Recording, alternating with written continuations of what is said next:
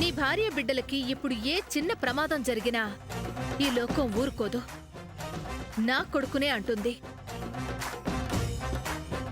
So correct time చూసి kidnap చేసి నా కొడుకు మీదకి అనుమానం వచ్చేలా చేశావు.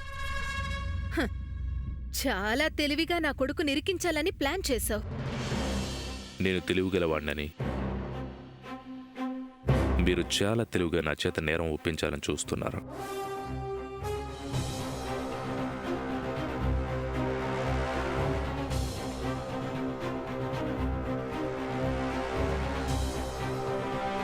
చూడండి మాతృమూర్తి గారు, మీ ప్రాణానికి ప్రాణమైన మీ కొడుకు నా కొడుకు ప్రాణానికి హాని తలపెడతానని నా భార్యను బెదిరించాడు.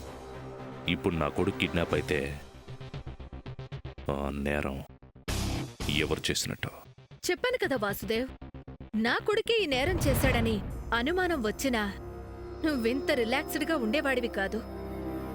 అయినా వెంటనే నా ఆఫీస్కొచ్చేవాడివి. ఈ పాటికి మా ఇంటికి 100 సార్లు వచ్చేవాడివి. పోలీస్ స్టేషన్ చుట్టూ 10 సార్లు తిరిగేవాడివి. కేసు పెట్టేవాడివి. జైలుకెళ్లి శక్తికి నిద్ర లేకుండా చేసేవాడివి. ఇవన్నీ చేయలేదు. ఎందుకు? ఈ మౌనంలోనే సమాధానం ఉంది వాసుదేవ్.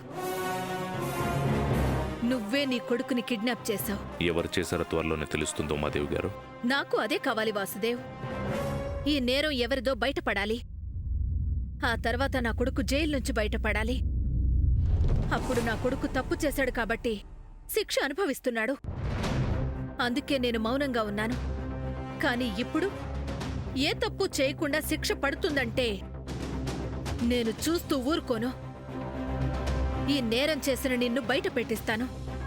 దోషిగా నిరూపిస్తాను. శిక్ష పడేలా చేస్తాను. వస్తాను.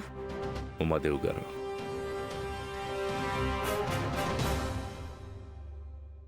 All the best.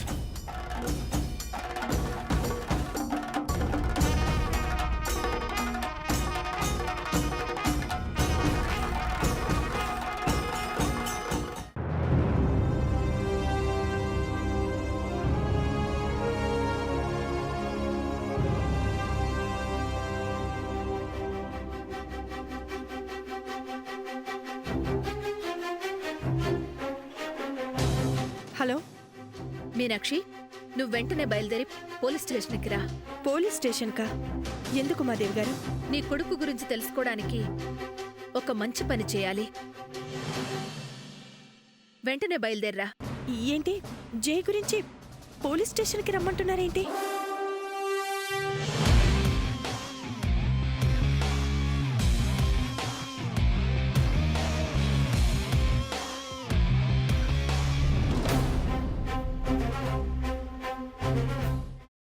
అమ్మా, అలాంటి వాళ్ళది నిజమైన ప్రేమ కాదు, అది వ్యామోహం. ఎగ్జాక్ట్లీ చిన్నత్త. నిజంగా ప్రేమించుకున్న వాళ్ళు అలా చేయరు. ఎంత మనసు విరిగిపోతే కన్న కూతుర్ని పట్టుకొని మా దృష్టిలో చచ్చిపోయా ఉంటుందా తల్లి? అది సరే అమ్మా, తన కూతురుతో తన మాట అనేటప్పుడు ఆమె మాటల్లో వ్యథ, కళ్ళల్లో బాధ గమనించావమ్మా? పెద్దబాబుకు బర్త్డే విషెస్ చెప్పు కూడా వెళ్ళాం కదా. ఊరికే ఎలా కాలిపోతుంది? మంట పెడితేనో పడితేనో తగలబడుతుంది.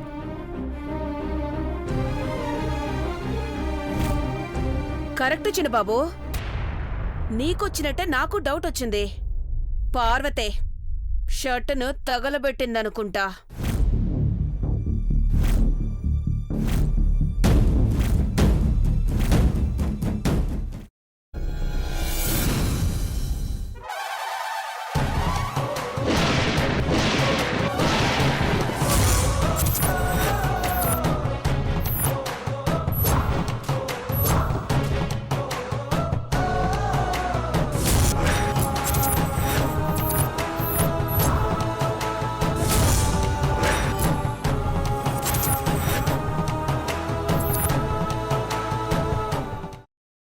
తర్వాత పొట్టు తీసేసి చాప్ చేసి పక్కన పెట్టుకోవాలి. ఒక ప్యాన్లో కొద్దిగా నూనె వేడి చేసి అందులో ఆవాలు, మినప్పప్పు, శనగపప్పు, కరివేపాకు, సన్నగా తరిగి పెట్టుకున్న ఉల్లిపాయలు వేసుకుని 1 నిమిషం పాటు వేయించుకోవాలి. ఆ తర్వాత కాల్చి కట్ చేసి పెట్టుకున్న వంకాయని కూడా అందులో వేసుకుని బాగా మిక్స్ చేసి బౌల్లోకి ట్రాన్స్ఫర్ చేసుకుని అందులో తగినంత చిక్కటి పెరుగు లేదా పల్చటి పెరుగు వేసుకుని మిక్స్ చేసి అన్నంతో కానివ్వండి, చపాతీతో కానివ్వండి సర్వ్ చేసినా చాలా బాగుంటుంది.